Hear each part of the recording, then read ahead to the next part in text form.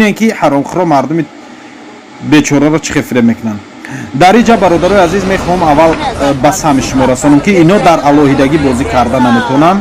اینا یک گروه هستن و انمو توپچه‌ای که بازی میکنن، انمی توپچه زرده که در بازی اینا دیده، انمی توپچه را دستش توزه میکنه. این توپچه برادرای عزیز پلاسماس نیست، این مچالکای برادرها، مچالکای و در زیر انمو انگشتا زود پنهان میشه. نگاه کنیم برادرها، توپچه را از زیر انگشتاش برآورد و در زیر انگشتاش بود رو آورد. نگاه کنین جای دستش میغلطه برای که دستش تر شده، عرق کرده.